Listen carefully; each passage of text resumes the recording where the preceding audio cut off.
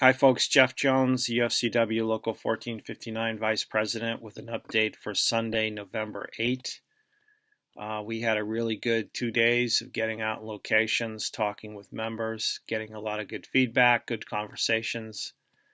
Really appreciate folks taking the time to converse, and we learned some things, and we have a few questions to follow up on, and we will do that. I would like to talk tonight about a couple of things. In the first instance, we tried from the very get-go to run a positive campaign.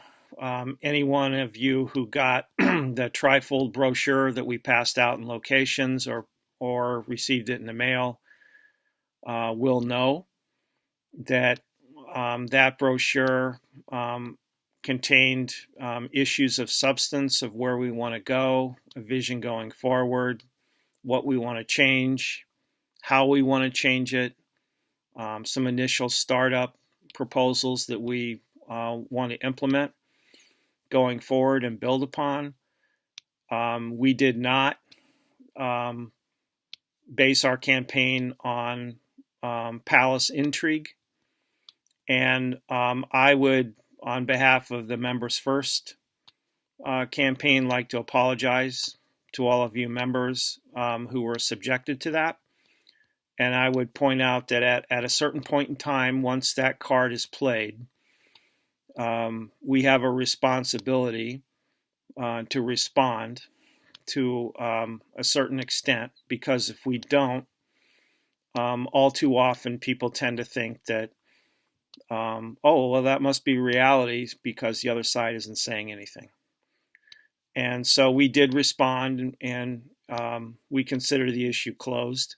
And we're here to talk about facts and substance and ideas going forward. And one of those ideas, which we've talked about before, but I need to expand a little bit upon, given recent developments, is the way the vote's being conducted or not conducted. So it's basically voter suppression. We've already been through that. We've explained to you why. We've outlined why the way things are set up right now is a clear violation of Article 12 of our bylaws, Local 1459. Why it also violates the best practices put out by UFCW International, and what we would do to change that. We've already explained to you the role of mail-in voting.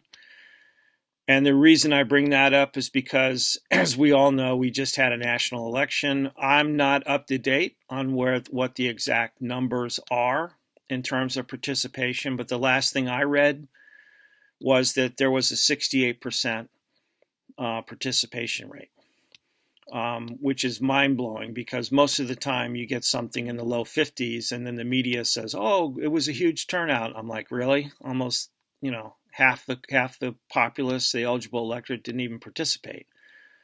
So that seems pretty consistent. That's part of our policy, is to advocate that part of the bylaws that allows for mail-in voting.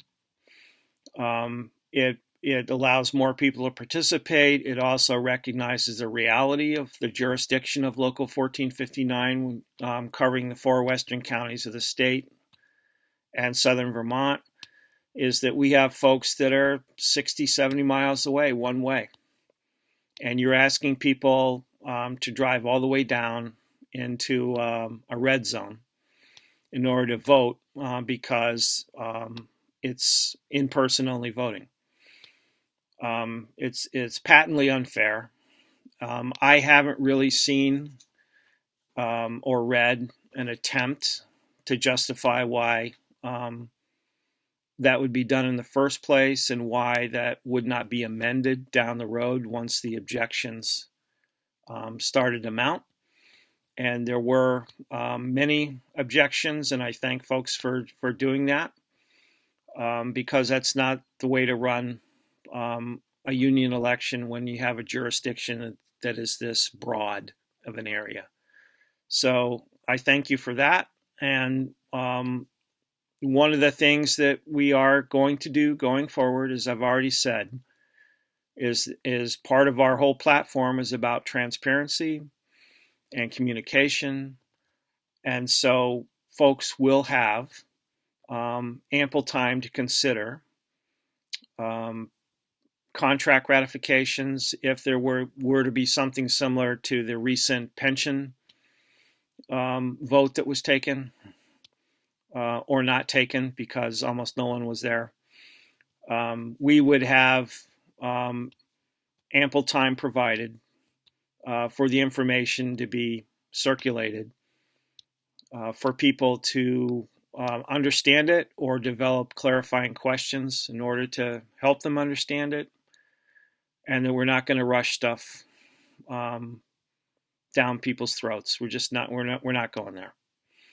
But that's part of our platform. It's part of the Members First campaign, because our whole campaign in the last instance is based on transparency and communication and discussion.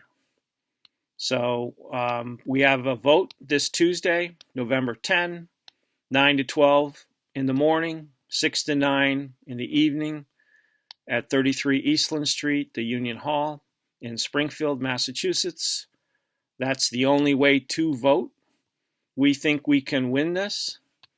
Our ground game is very strong. The member support that we're receiving is very strong. But now we're down to crunch time, and it's time to